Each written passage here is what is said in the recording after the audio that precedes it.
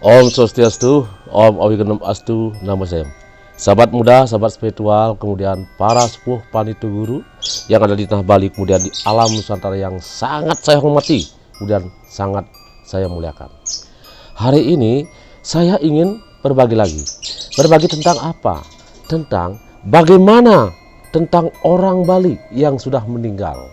Orang Bali yang sudah meninggal, kemudian yang sudah dikremasi dan atau dikubur apapun bentuknya itu, tidak bisa dipanggil dan tak bisa masuk ke alam Jaya Langkung. Nah, bagaimana? Kok bisa begitu? Karena kalau kita membuat Jaya Langkung, membuat suatu adegan yang namanya adegan itu, kemudian kita panggil roh-roh yang ada di alam semesta ini, tentu roh-roh lain yang masuk. Entah itu wong samar, wong jin, lelembut, atau mungkin roh-roh manusia di alam lain yang masuk ke Jaya Langkung itu sendiri. Ini sudah sering terjadi, sahabat. Bukan sekedar saya berbicara aja. Sahabat muda, yang aneh di sini adalah tentang orang Bali itu sendiri. Karena saya udah lama mempelajari itu, kemudian menyaksikan itu. Bahkan saya sendiri juga, keluarga saya sendiri juga pernah mengalami seperti itu. Nah, kalau seumpama orang Bali, baik itu laki, baik itu perempuan, dia kawin keluar daerah, bahkan di luar keyakinan orang Bali itu sendiri. Mungkin dia kawin pada seorang yang berkeyakinan A atau B, C, dan C. Nah, kemudian di sana dia yakin dengan keyakinan orang itu sendiri. Yakin, bahkan dia punya anak, punya mantu, cucu di sana, sampai beranak cucu di tempat orang itu sendiri. Nah, suatu saat orang Bali itu meninggal di tempat suaminya atau istrinya yang keyakinannya lain. Nah, si orang Bali itu lama-lama dia akan menyakiti keluarganya dia yang ada di tempat keyakinan itu sendiri, dan menyakiti keluarga yang ada di Bali. Dia minta supaya ditebus, dia minta supaya diupacarai, dikremasi, bahkan dia minta disetanakan di Merajat. Nah itu, jadi banyak sampai menebus di perempatan Agung, sebuah perempatan, kemudian menebus di laut, di Segara, kemudian nah kita upacarai seperti mengupacarai orang meninggal pada umumnya, tapi dengan simbolik. Kita memanggil rohnya beliau melalui laut, kemudian kita tuh ajak pulang, kita tuh urus, kita tuh upacarai di sana, sampai dari ngaben sampai metuun sampai ngelinggihan. Nah itu, nah dia akan damai, dia akan senang, bahkan keluarga yang ditinggalkan itu akan mulai akan lebih baik daripada sebelumnya. Nah, kenapa orang Bali, roh-roh orang Bali yang sudah meninggal itu tidak bisa masuk ke alam Jaya Langkung? Karena apa? Orang Bali, kalau dia sudah meninggal, kalau beliau sudah meninggalkan dunia ini, dia akan ada tempat tertentu. Baik itu dia tuh dikubur, atau mungkin dibakar, atau apapun bentuknya, dia sudah terikat. Ada tempat tertentu yang menjadi suatu tempat yang sudah disediakan oleh sesuhunan dewa yang sudah memegang roh itu sendiri. Siapa? Ide Hyang Prajapati, Ide Hyang Durga Berawi. Nah, beliaulah yang pegang roh-roh orang Bali itu, termasuk Ide Ratu dalam Kahyangan yang memegang roh itu sendiri, yang menghitam putihkan roh itu sendiri. Makanya orang Bali akan sulit dipanggil. Apabila kita mau memanggil dengan Jaya Langkung, apapun bentuknya, sangat sulit sekali. Orang Bali, di saat beliau meninggal, beliau akan ada di rumah beberapa hari. Kemudian di saat beliau di rumah, itu bisa dipanggil. Nah, memanggil itulah melalui satu petapakan dasaran taksu yang bisa memanggil roh itu sendiri semasih dia ada di rumah, karena itu masih berbentuk roh prete, jadi bisa dipanggil beliau. Nah, di sana kemudian baru orang atau keluarga yang akan mau bertanya, kemudian mau menanyakan sesuatu tentang kurang dan lebihnya dan menanyakan tentang kematian beliau, di sana beliau akan menyampaikan kepada seorang dasaran taksuk itu sendiri. Dan itu memang betul terjadi dan memang nyata. Jadi hal-hal yang tidak diketahui oleh jero dasaran itu akan terungkap sedemikian rupa di dasaran itu sendiri, di dasaran taksuk itu sendiri, dan bisa dibuktikan. Orang Bali sulit memanggil melalui jaya langkung atau simbolik apapun bentuknya, sulit sekali untuk dipanggil. Karena apa? Karena beliau sudah dapat tempat seperti yang saya bilang tadi. Nah, beliau ide Ratu Prajopati, ide yang Durga Berawi, ide Ratu di dalam yang memegang roh itu sendiri. Baik karma seorang Bali itu dulu karma jelek atau baik dan lain sebagainya, tentu beliau yang mengatur. Karena di sini ada istilahnya ngayah. Jadi roh itu masih ngayah. Nah, kalau kita mau memanggil roh-roh orang Bali itu sendiri, tentu kita akan memohon izin kepada ide dalam dan ide atau yang Prajopati untuk ditanyakan, dibawalah rantasan atau kuangen yang kita pendak dari dalam kayangan, kita ajak ke tempat dasaran itu sendiri. Nah, baru mungkin roh itu akan mau berbicara. Apa sebab orang Bali itu sulit dipanggil? Apa sebab orang Bali itu sangat-sangat sulit dan kemudian sangat-sangat mempengaruhi tentang kehidupan orang Bali itu sendiri? Karena orang Bali semasih dia dalam kandungan itu sudah ada upacaranya. Pertama, orang Bali kawin ada ritual upacara. Kemudian setelah dia menikah, dia mengandung, itu ada upacaranya lagi.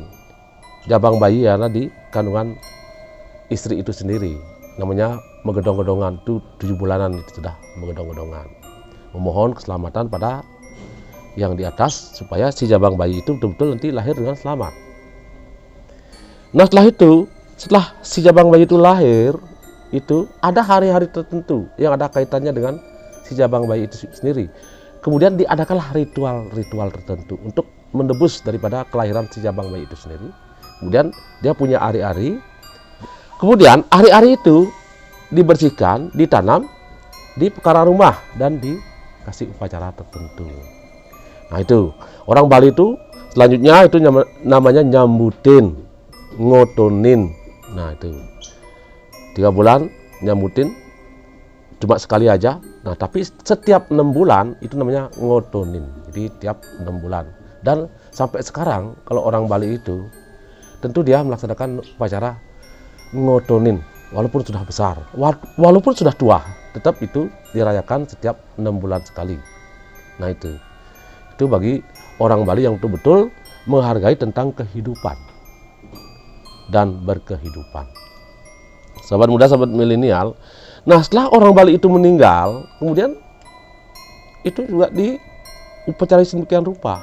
Jadi menyiramkankah, dimandikan, kemudian jadi melepas daripada roh itu sendiri, kemudian dibakar, baik itu nyimpan di geni, jadi dibakar melalui api atau nyimpan di pertiwi, ditanam.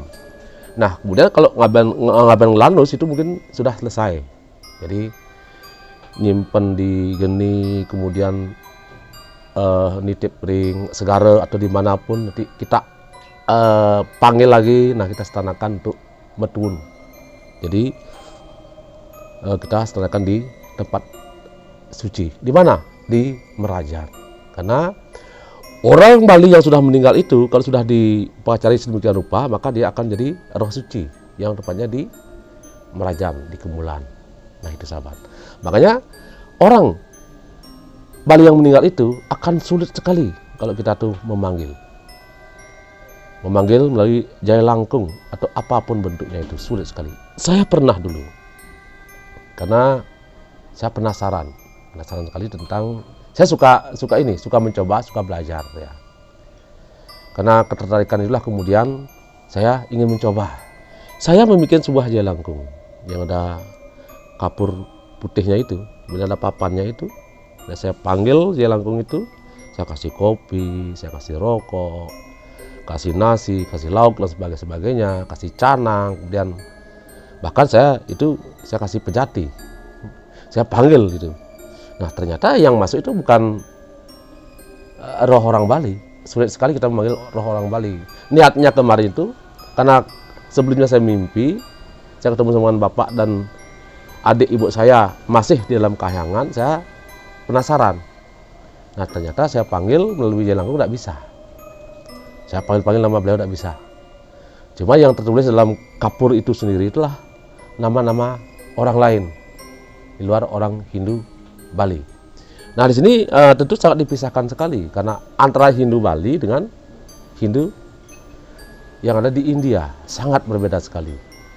Kalau di Bali memang sangat berbeda itu. Kalau di Bali, orang Bali itu betul-betul sangat-sangat hormat pada leluhur yang telah melahirkan. Bahkan orang Bali sampai saat ini masih hormat pada leluhur yang ada di Jawa. Baik itu dari Demak, dari Kediri, di tanah Jawa lah pokoknya itu, dari Gunung Raung dan sebagainya itu masih sampai sekarang masih menghormati. Di sini orang Bali lebih memikirkan tentang dirinya sendiri, lebih dia tuh melihat, mengorek tentang dirinya sendiri. Dia tidak mau mengganggu keyakinan orang lain.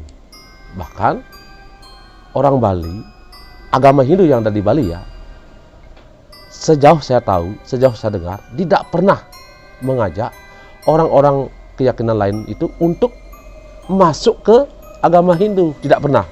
Jadi orang Bali lebih menghargai tentang keyakinan orang lain. Kemudian kalau orang lain masuk ke keyakinan kita, itu pun terserah pada orang yang bersangkutan tentang keyakinan, bukan mempengaruhi, bukan mencuci otaknya. Bahkan orang Bali sangat menghargai orang seperti itu. Kenapa? Orang itu yakin dengan keyakinan diri sendiri, bukan kita tuh mengajak, bukan kita tuh mencuci atau mempengaruhi, tidak. Nah, itulah orang Bali. Ngaben apapun bentuknya itu sudah tradisi orang Bali yang ada kaitannya dengan leluhur kita. Siapa yang ada di Balingkang, Ide Jaya Pangus, ada hubungannya dengan Cina. Karena Cina dengan orang Bali sangat erat sekali hubungannya. Baik itu yang ada di Demak dulu kan ada yang namanya Ratu Campah. Nah, kalau di Bali itu Ide Balingkang, itu Raja Bali yang pertama itu ada hubungannya dengan orang Cina juga, kawin sama orang Cina. Nah, itu itu namanya Kang Cingwi. Nah, sampai sekarang itu menjadi tradisi orang Bali, baik itu namanya jinah kepeng atau apapun punya, atau pagoda yang sebenarnya bade. Nah, itu jadi seperti pagoda, tempat pengusungan mayat itu. Nah, sampai sekarang itu. Nah, itu. Jadi intinya, maka bersyukurlah jadi orang Bali. Orang Bali yang lahir di Bali, orang Bali yang menghormati leluhur, yang masih bakti sama leluhur pendahulu kita. Nah, itu menjadi tradisi sampai sekarang, dan itu pun menjadi keyakinan sampai sekarang. Itu tidak bisa dilupakan. Nah, kita bersyukur menjadi orang Bali. Karena orang Bali dari dia kawin, kemudian dari dia di kandungan sampai dia tuh menjadi orang, kemudian dia meninggal. Nah, itu sudah ada upacara khusus. Dan di meninggal pun ada tempat khusus orang Bali itu sendiri, baik dengan dosa-dosanya, baik dengan kebaikan-kebaikannya. Itu tergantung orang itu sendiri. Oke sahabat, cukup saya berbagi. Semoga bermanfaat untuk anak-anak muda milenial dan bermanfaat untuk kita simak bersama, kita renungkan bersama. Cukup saya berbagi hari ini. Saya Sinep dengan Pramosanti. Om Santi, Santi, Santi. Om.